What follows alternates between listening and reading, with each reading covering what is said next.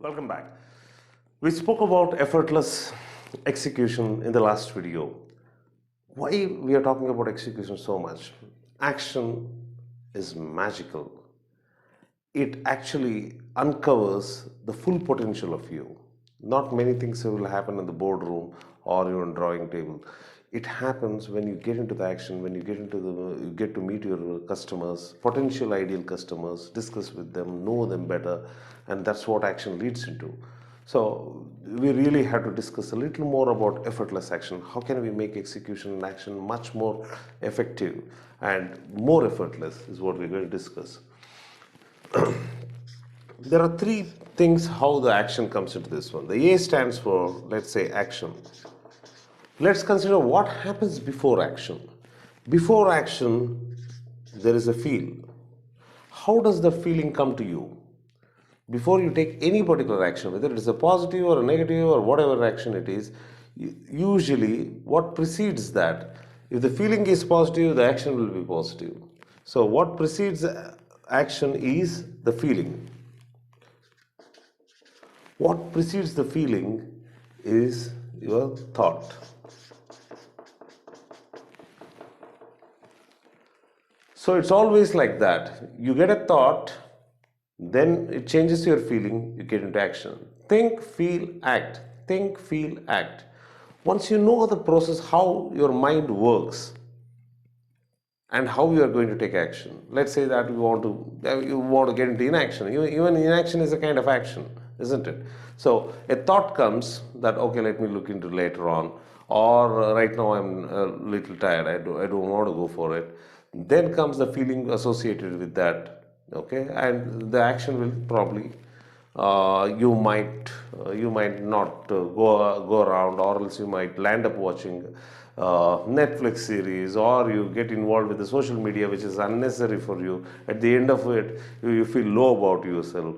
You might go ahead and do certain things of that kind of sort without due importance or respect to your goal. So it's your goal, you got to respect it. So through the process of action, always understand action is always preceded by feeling, feeling is preceded by thought. So if you do a little bit of thought correction and say that, okay, the next 6 minutes I'm going to work on, next 6 minutes, then that gives you a feeling of and energy to get into action, and you will act upon it and you will start getting results. So make this a practice. Think, feel, act. Thought, feeling, action. So when you are acting good, you get into action, just think what happened before. When you're not feeling good and you are not acted well, think what happened before that. That's how you can start understanding your mind well, and it helps in building a very powerful mindset. The next question is, what kind of entrepreneur do you want to become? There are entrepreneurs who come over here. Let's say that this is your financial goals, and this is your effort. Some people do put an action, but the action will go over there and there is a low. Again they raise it up, again there is a low. Again there is a go, again there is a low. Your financial goals are right here, but you land up here. Again to do certain things, then we start saying entrepreneurship is very difficult. Entrepreneurship is definitely, I'm not saying it's very easy, but it can be simple. And we'll say that our entrepreneurship is lonely. Yes, initially entrepreneurship is definitely lonely. You got to back up yourself and start working on it. Once you get into the complete execution and teams and other things, it becomes much more interesting. So this is one kind of entrepreneur. The other entrepreneur is a person who actually grows, but there are small ups and downs.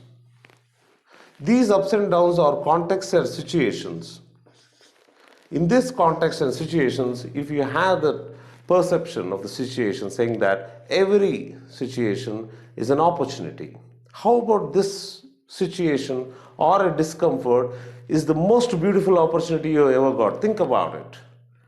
Every obstacle what you get, if you think saying this is one of the most absolutely beautiful opportunity for you. Think about that. Next time if you face a similar kind of discomfort, and if you raise above that, it becomes easier going above. going forward. When this obstacle comes, it becomes much more easier for you to function. You build your character, isn't it? You build your personality, and that's when you become an entrepreneur who effortlessly grows and reach your financial goals. So choose.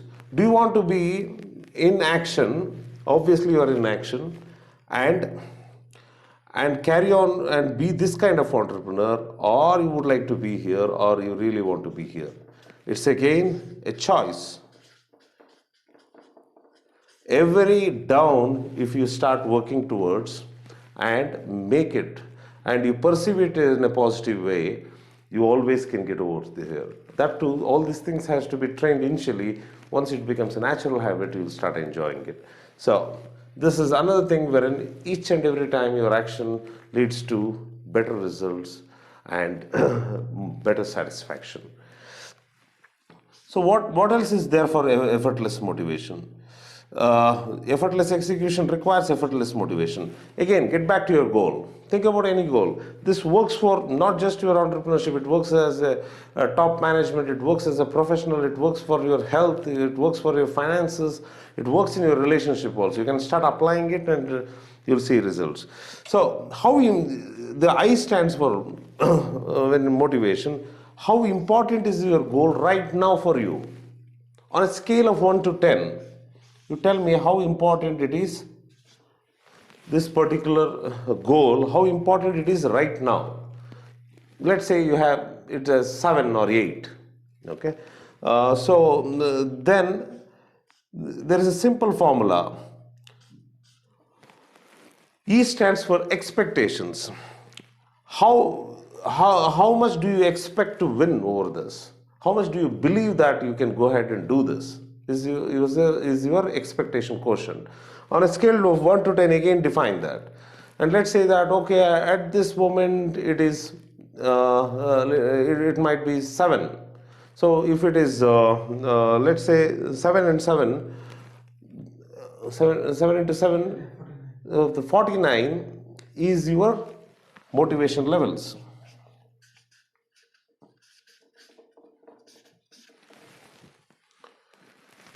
So I into E is equal to M.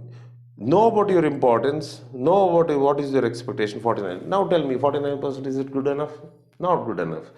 Now you raise its importance. How do you raise your importance?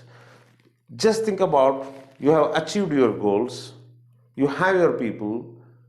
You have your customers happy. You have your money in the bank. How will you be your life? With yourself, with your family or friends, or your next projects, or any of those things. How will the life change? On the other hand, think about, what if you don't accomplish it? How will you be? Will be your life? You might grow old and be there itself, isn't it? So work on that. Ask more questions about it and increase the importance of your goal. Right today, how important your goal is right today. If you have achieved, the next question comes as, why have you not achieved your goal yet? And what if you have achieved, what would have been your work today? And now, because you have realized it really well, how important it is for you. Think about it, and once you think about it and make at least 5 to 6 points on why it is so important, now tell me, on a scale of 1 to 10, how much it is. Probably it might be 9, isn't it? So that's how you work on it. When it comes to expectations, there are some fears. Oh, it's too difficult. Now, there is a simple exercise for that. Okay, it's too difficult. Oh, I have not done it before. Okay, or oh, many people have failed. Now, we'll ask a few questions to that. It's called, is it true? Is it true exercise? Okay, just ask, it's too difficult. Ask yourself, is it too difficult? Is it true? Go ahead and answer yes or no, or how much you believe. Now again ask a question, is it really true that it is difficult? It may not be. There might be certain things which you may not be comfortable with, which has to be overcome. So you ask these questions. Many times this fear is an illusion. you have created in the mind, and look into this. And now again and say that, oh, many people have not succeeded. Is it true? Probably is it true. It might be true, but it's not aligned. It's not their goal. They didn't have importance towards it. Their reasons need not be your reasons. At the same time, there are so many people who are successful as well, isn't it? So again, that statement was not true. So take each and every fear statement or narrative which goes into your mind, ask whether it is true or whether it is really true, and then flip it to the next and make a different narrative. That is how you increase your expectations. After doing this exercise, think on scale to 1 to 10, what is your expectation levels? It could be 9, isn't it? Now think about sometimes there is importance as 10. Importance, if you grow it up to 10, it's brilliant. And let's say execution as 9 is fantastic. So now 9 into 10 is 90% is your motivation. Let me tell you about 10%. 10%, don't worry about it. When you get into the act of working, this 10% easily flows into you. This motivation is natural. It makes your work effortless, and keep looking into this quite often, if possible every day. Look into your goal, look into your motivation. Look into your goal, look into your motivation. It helps. It makes the entire journey effortless once you work this out. Now you got the formula for how to develop your motivation. Work on that and it starts giving you results. The next one, when it comes to effortless execution, initially when you are not worked and when you are here, this first step looks like a wall for you. It looks like a wall. The first thing is always this one. You've got to be bad first to become expert next. Remember that. You've got to be bad first to become expert next.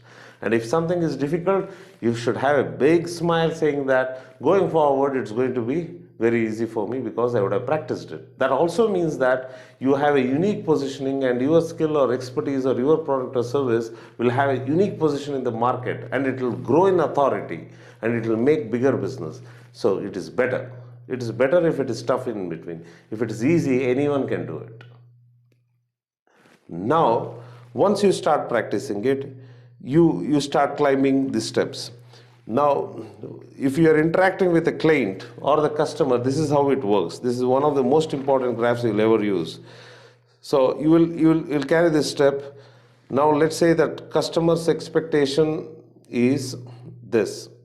This is the point you have to reach the customer expectation. Now you know the pattern. But what happens is while creating it, you deviate. Again you deviate. You think you're still working on steps. Again you deviate. Again you deviate. You reach somewhere else. You reach somewhere else. This product is not useful to your customer. Your customer wants this product. This is a different product almost. This service is not going to serve your clients. That's when it becomes hard. So how to correct it? It might look very simple, but it works in project management, it works in continuous improvement, it works in the growth of organization. You apply it and it works. When there is a deviation, you contact the client or the customer, understand the things and correct it. Again, there will be a small deviation.